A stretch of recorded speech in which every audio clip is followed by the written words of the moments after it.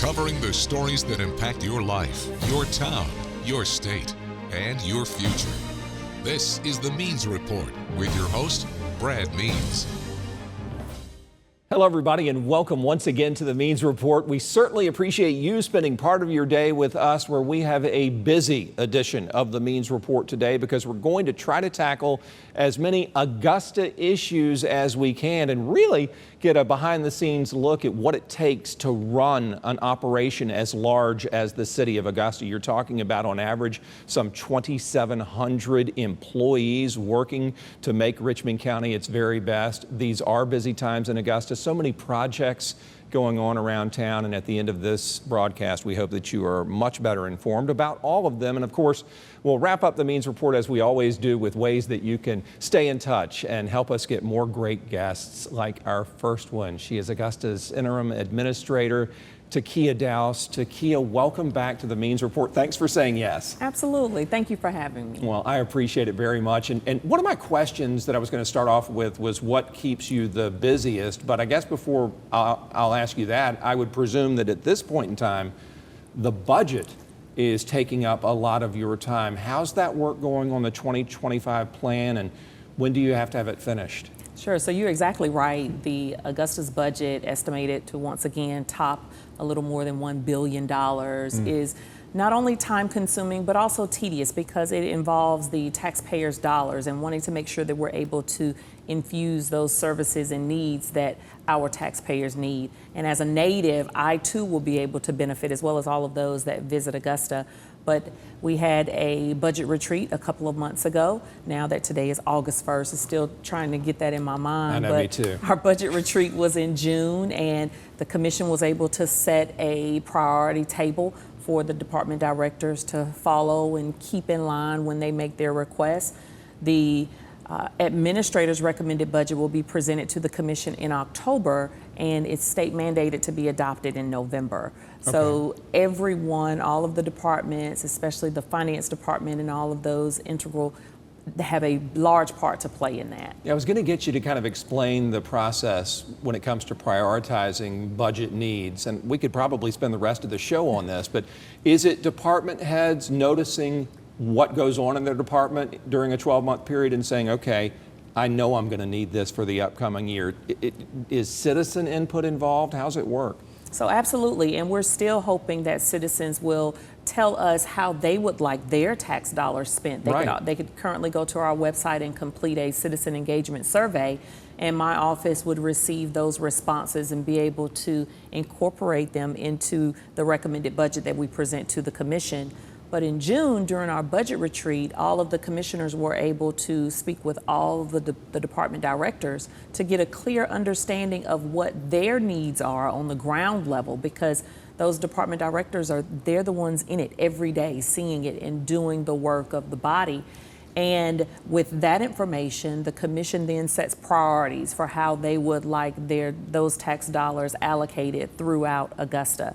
So, of course, you have the judicial system, and then you have infrastructure with engineering and utilities, and then you also have internal departments, which human resources, central services, information technology, and those likes. But that's exactly how the sausage is made, and then we start to put it in a case later on in the year. Well, so when you come out of those retreats or workshops, eventually does that lead to a wish list of sorts for the city?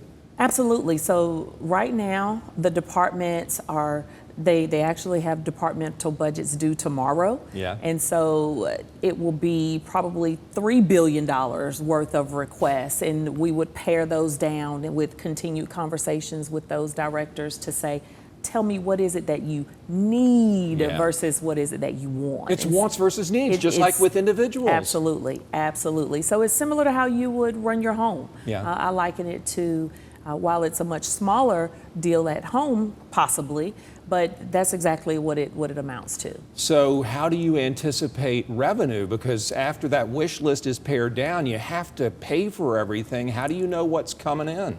So economic trends are extremely important. The finance department does a great job of assessing those details, as well as my background from a finance standpoint, able to forecast what we would hope Augusta's trending would be. Sales tax is a large player in that, as well as property taxes. As you know, a large bulk of our budget comes from our property taxes. And so while I'm not here to speak for the tax assessor, I'm sure everyone has already received their assessment notices, at least I know I have. Yeah. And that's a large part of what keeps Augusta going from day to day.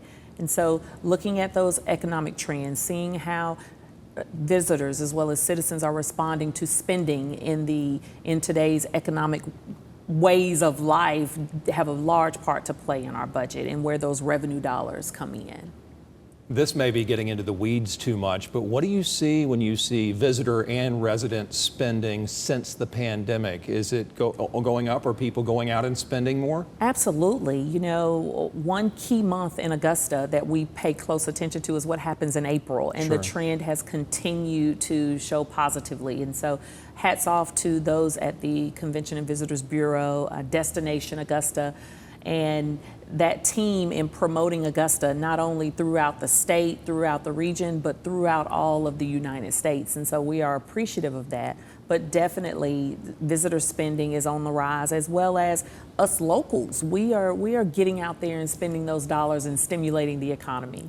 Now, I know that sometimes when we have leftover revenue or unexpected revenue, and I just want you to set me straight on this, that goes into the contingency or general fund, and is that extra money in case we need it? How does that work? George Escalay, our senior reporter, will reference that sometimes in his stories, and I've always been curious about it. So he may be speaking of our fund balance, in which, similar to if you have a surplus at the end of the month, you may transfer those additional dollars to a separate fund, a savings account, so to speak, for local government is considered our fund balance. And so, yes, at the end of the year, once our audit has been completed and once we've trued up and made certain that all of our debts have been satisfied, then we would transfer those surplus dollars to our fund balance. And that then ensures that whatever emergency comes down the line, I don't mean a blown tire or a pothole in this case, but you may recall the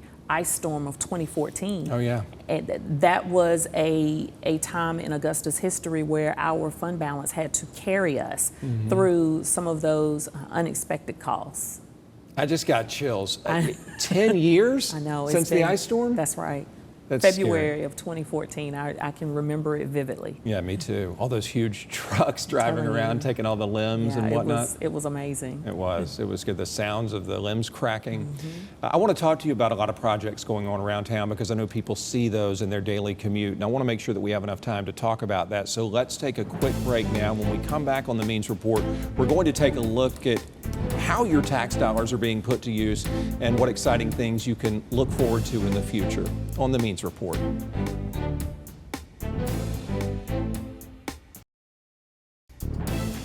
Welcome back to the Means Report. Augusta-Richmond County Interim Administrator Takiyah Douse is our special guest. She has returned to the Means Report after she was on a few months ago. And Takiyah, one thing that has happened since you were last on here is a very special designation coming for Augusta-Richmond County from the state when it comes to community housing. Kind of tell me about that news and how it will help. Absolutely. So Augusta applied and was selected as one of the cohort cities for the Georgia Initiative of Community Housing. And housing affordability as well as housing challenges are seen throughout the United States and probably even the world. And so we were ecstatic to receive this designation. And with that comes a host of technical assistance programs, as well as the ability to partner with other similarly situated municipalities and communities to infuse housing programs and assistance to those living in the Turpin Hill area. Wow. And so this is big because we could see it not only affecting just that one portion of our community, but also scatterbraining throughout all of Augusta. Us taking those skills that we're able to learn from this program and utilize it throughout Richmond County and hopefully even all of the state of Georgia. All right, so say somebody in Turpin Hill just heard you and perked up and said, wait, what's this mean for me? How might that improve their daily lives? Sure. So one of the first things that we're doing is educating the community. And we're kicking off with a community resource fair on August the 24th from 10 a.m. to 2 p.m. And so please have everyone reach out. I'll make certain to get you some more information about it to assist us in marketing this event. But also, we're having multiple community events to where we're going out and speaking to those in the community. Our next task is doing what's called a windshield survey, in which portions of the community will be assessed from a deeper view to actually see what the home structure is like, how the community is affected with various crises that are happening throughout the area. But this is going to be great. So stay tuned. It's going to be a lot to come. Yeah, and it impacts a lot of people too. Absolutely. So that's makes it really worthwhile. All right, I promised before we went to the break that we would talk to the viewers about a lot of projects around town, and I know we'll be able to get to most of them with our time left, but first of all, I'll tell you this. I was driving downtown recently. I passed the James Brown Arena, and the James Brown Arena is still standing and looks as it always has. When do we start to see action there to get our new JBA? So most construction projects, you generally don't see anything until something starts coming down. Right. We do know that a lot of work is happening on the inside, what we call behind the scenes. And so we've already broken the ground, which actually kicked off the events to start occurring. But a lot of the things on the inside have to be removed. Staff has to essentially move out of the facility before they can actually start doing some of the more fun stuff that we would see on the outside. But in the meantime, you have the Bell Auditorium to look forward to. If you haven't had a chance to visit, it is a beautiful facility of which in the future the two will connect. So it's going to be groundbreaking for Augusta. From the drawings that I've seen, it looks like the James Brown Arena will be taller than the current one. I'm not saying it's going to be a skyscraper, but it'll be high up out of the ground, right? That's correct. That's correct. So it's definitely going to be a sight to see, especially being able to house more than 10,000 seats. I mean, that's going to be pretty big. We might not get Beyonce, but we're definitely going to get some good acts in town. We are. We're going to get some good ones for sure. I can't wait. What about other projects around town? What are some things that you can tell us about that perhaps we've seen or that we're hoping to get one day? So if you've driven downtown or anywhere near it, I'm sure you've seen our Transportation Investment Act project affecting most of Broad Street, Green Street, and the likes in that particular area. That's more than $200 million. A lot is happening underground right now, kind of the behind the scenes, but at least you could see the bollards being put out and the caution signs, so do know that's coming. TIA is federal money? That's correct. Okay, thank you. That's correct. As well as I'm sure you've already seen some work being done in our Parks and Recreation Department. Charles Brigham Community Center is set to open soon, within the coming weeks for sure. But that's another SPLOST project which tops almost $8 million on the south side of town. So there's definitely a lot going on. And right now we're gearing up for SPLOST 9 projects as well. Okay, so that, and help me make sure that I understand SPLOST, that's a penny tax added on to whatever state and local taxes we have. That's correct. And how much in a given time period, you tell me, does SPLOST generate? So SPLOST 8 was estimated to generate about $250 million. And so we are accruing or collecting those dollars ahead of schedule, which speaks to what we were speaking about earlier, those revenue dollars and Augusta generating revenue is definitely trending upward. But SPLOST 9, I have recommended to the commission that we plan for a $300 million package. Again, that bodes to the increase in revenues as well as the pace of our collection from a tax standpoint. So with those $300 million worth of projects, there's definitely going to be a lot above ground as well as below ground, such as our infrastructure. Well, what about the infrastructure overall? Can you sort of give us a progress report on how it's doing? And these are roads and bridges and curbs, I think. That's, I asked John Usry recently to define infrastructure, and that's a paraphrasing of what he said. How's that doing? Because Augusta in some parts of town is old. Well, Augusta is old. I mean, just, there's no other way to cut it. Yeah. Augusta is an old city. And with that comes aging infrastructure. And so we are doing our very best to maintain what has already been developed many, many years ago, centuries ago, so to speak. But at the same time, that's where those SPLOST dollars come into effect. We've also received some federal funding as well as grant dollars. Augusta Utilities recently was approved for an $80 million bond to where, again, a lot of the work will be behind the scenes, but it will ensure that our water is safe, that our roads are safe, that our bridges are safe through our engineering department and so on. But you've seen road projects in which we've widened roads, we've been able to stripe and pave roads, as well as potholes and so on and so forth. But yeah, Augusta is old, and so it's going to require us to make certain that we stay on top of the maintenance, which is exactly what we intend to continue doing. Help us understand who determines where SPLOST dollars go. Is it sort of like what you were describing with the budget process? Is this a commission-driven thing, and then the city leaders like yourself distribute it as commissioners see fit? Because that's a ton of money, and the projects you've mentioned are all over town. How do we do that?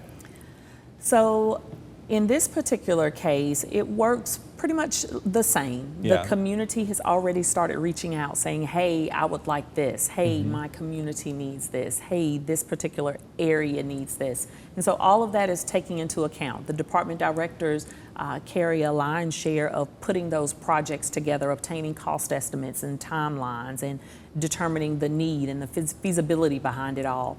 Then that's presented to the commission to formulate a draft list. But ultimately, it's you and I, the voters at the end of the day, that would vote either to approve or to deny a particular package. And that's exactly what we're planning to occur in the coming years.